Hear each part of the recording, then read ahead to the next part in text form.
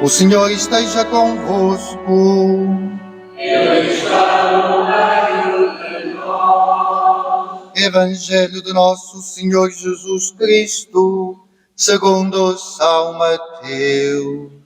Glória a vós, Senhor. Naquele tempo, Jesus foi para os lados de Cesareia de Filipe e perguntou aos seus discípulos: quem dizem os homens que é o Filho do Homem? E eles responderam: uns dizem que é João Batista, outros que é Elias, outros que é Jeremias ou algum dos profetas.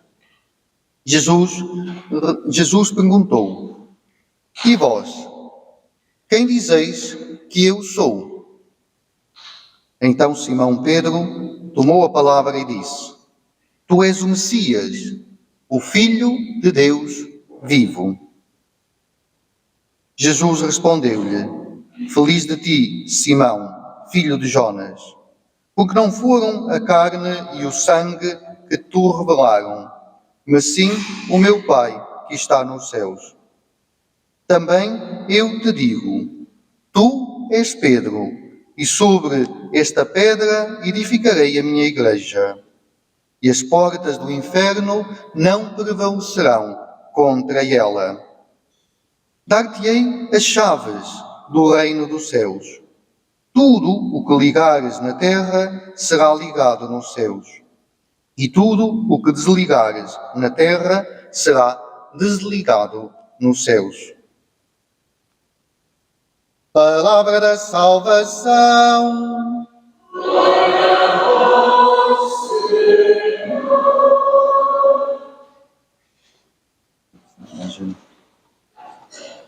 Senhor.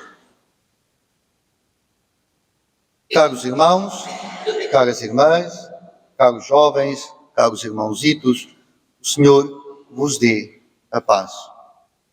Celebramos, como dizia, a festa destes dois homens, destes dois apóstolos, São Pedro e São Paulo, que estão, por assim dizer, ao início, são fundamentos no início da vida da Igreja. Usamos a cor vermelha, recordamos o seu martírio dado em Roma.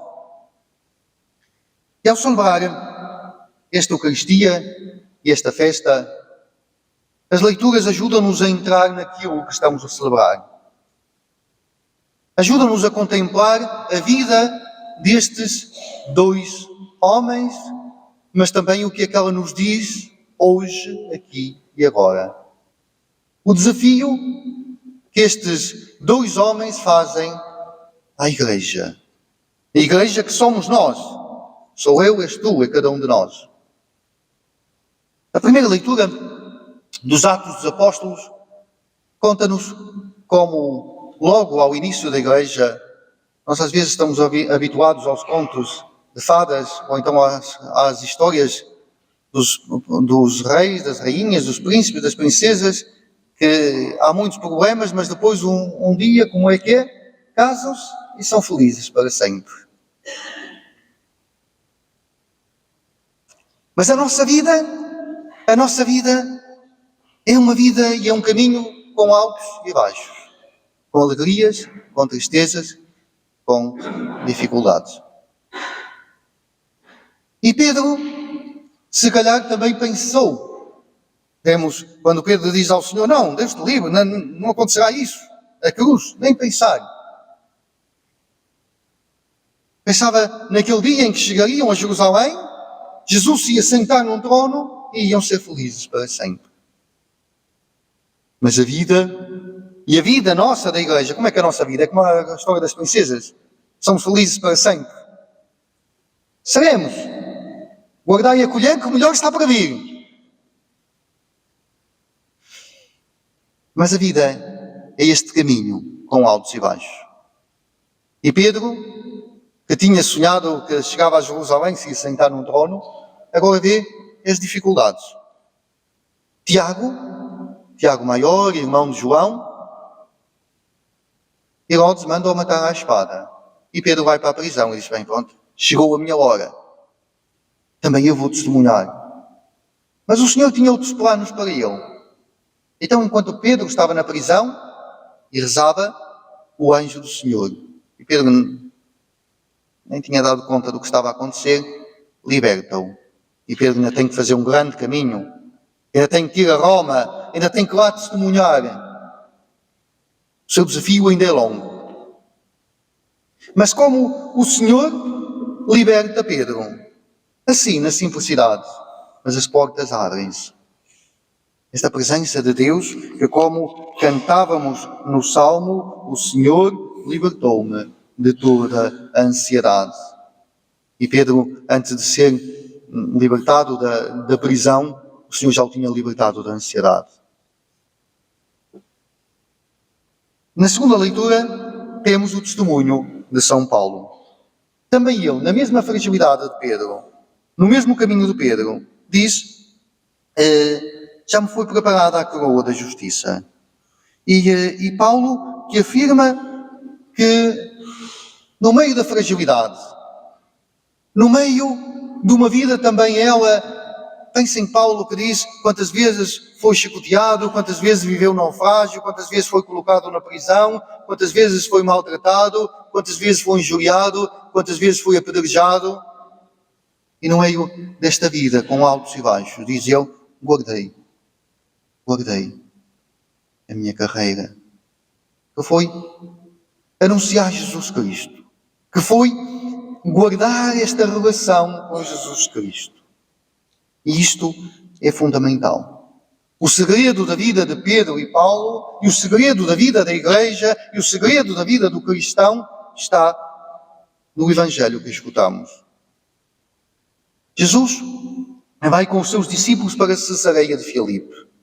Infelizmente, não dá tempo de vos explicar onde era Cesareia de Filipe, mas um dia falaremos sobre isso.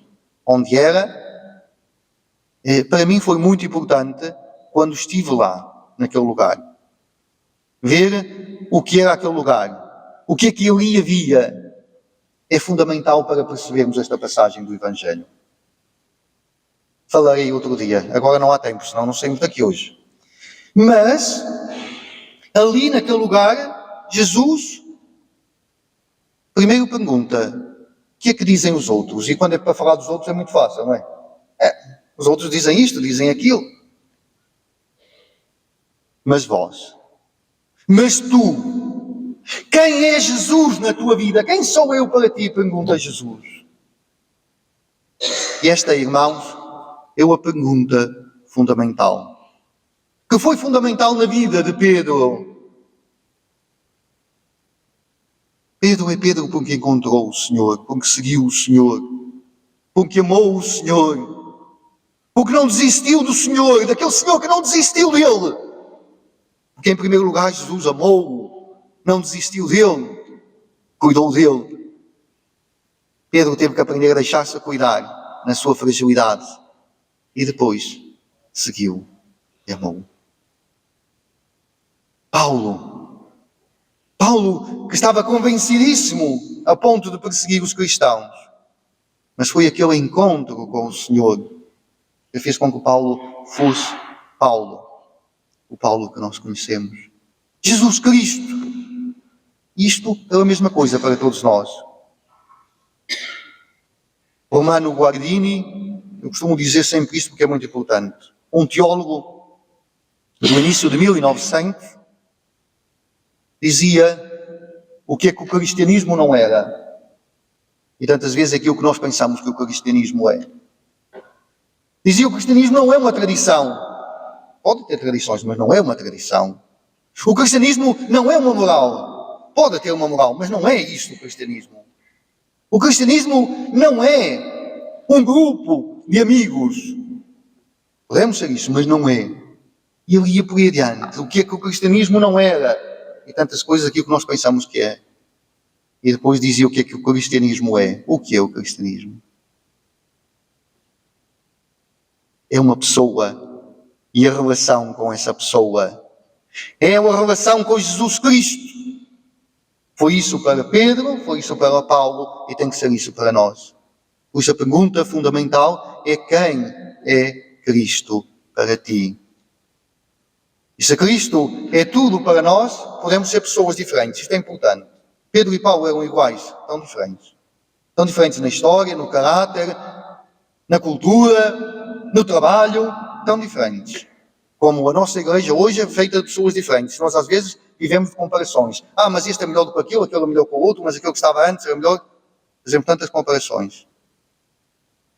Mas o importante é Cristo e Jesus Cristo em nós. Então esta pergunta: quem é Jesus para mim? É Jesus na minha vida, Jesus no meu cotidiano, Jesus na minha fragilidade. Não podemos esquecer a fragilidade. Não sei se já ouviram falar deste livro, conhecem?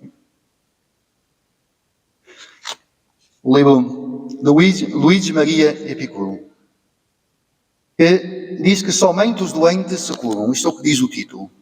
E lá pelo meio ele desenvolve esta ideia, que para sermos curados, para sermos curados temos que reconhecer a nossa fragilidade. O que é que dizia Jesus? Eu não vim para chamar os justos, mas os pecadores. Não são os sãos que precisam do médico, mas os doentes. E doentes somos todos nós. Se alguém não é, peço desculpa. Levante-se e eu peço perdão. Ainda ninguém se levantou. São lá uns de pé, mas é porque não tem cadeira. E assim como Pedro nega, assim como Paulo combate e persegue os cristãos, também nós temos a nossa fragilidade. E quando reconhecemos a nossa doença, então podemos ser curados. Em um certo momento, quando ele fala mesmo de Paulo, da vida de Paulo, diz: Deus habita no infinito, mas nesse infinito ele abriu uma brecha por onde as coisas do céu entram na terra. As coisas infinitas vertem-se nas finitas. Essa brecha onde o infinito entrou na nossa humanidade, diz ele, é Jesus Cristo. Jesus Cristo é o infinito visível. Jesus Cristo é o amor eterno presente. E então, diz ele, a humanidade de Jesus Cristo é esta brecha presente no meio de nós. É Deus presente no meio de nós. Mas depois faz uma pergunta que eu acho que é fundamental. Porque senão nós dizemos, Jesus, mas Jesus, e não sei o quê. Mas quantas pessoas falam tanto de Jesus, mas estão longe dele? E eu pergunto, onde podemos encontrar esta humanidade de Jesus Cristo? Hoje. Porque Pedro caminhou com Jesus, comeu com Jesus. Paulo não. Paulo não chegou a conhecer Jesus segundo a carne. E ele diz: onde é que nós podemos encontrar esta humanidade de Cristo? Onde vê-la? Onde visitá-la? E depois diz ele, depois da ressurreição de Jesus, há 2 lugares onde podemos encontrá-lo. Na Eucaristia e no ser humano. E por isso, se queremos encontrar Jesus, estas 2 coisas, a Eucaristia, e quantas vezes nós falhamos este amor à Eucaristia, e o outro. Cada um de nós é fonte para encontrar Jesus para o outro. Às vezes as pessoas pensam que o Padre é aquele que deu Jesus às pessoas. Mas olhem que vocês dão Jesus a mim. No encontro convosco eu encontro Jesus. O Padre sozinho nunca encontraria Jesus. Nunca. Por isso, na Eucaristia e no irmão. E tudo isto na fragilidade que temos de cuidar. Está na hora da história. Havia um dia um rapazito que fez anos e deram-lhe tantos presentes, alguns livros, e deram-lhe também um passarinho numa gaiola. A mãe disse-lhe: olha que eu não vou cuidar dele. Se o trazes para casa, és tu que cuidas. Ah, sim, mãe, eu cuido dele. Ai, eu gosto tanto, até estou contente com ele. Ah, que bonito. Os primeiros dias ele lá ia cuidar do passarinho, deitar-lhe água, deitar-lhe comer. O mãe começou a descuidar-se cada vez mais, descuidar-se cada vez mais. A mãe tinha que andar sempre a cuidar. Houve um dia que chegou lá, a gaiola estava com a porta aberta. E o rapazito ficou aflito. O meu passarinho que eu gostava tanto dele, não está lá. A mãe disse-lhe, eu abri-lhe a porta para ele ir para o mundo, porque tu não cuidavas dele. Não é verdade, eu cuidava tanto dele, ai, eu gostava tanto dele, ai, e chorava. A mãe disse, não cuidavas dele. Sim, que eu cuidava tanto dele. Depois de uma discussão grande, a mãe disse-lhe, não é verdade que não cuidavas dele. Sabes quando é que eu lhe abri a porta? Já há 1 mês e meio.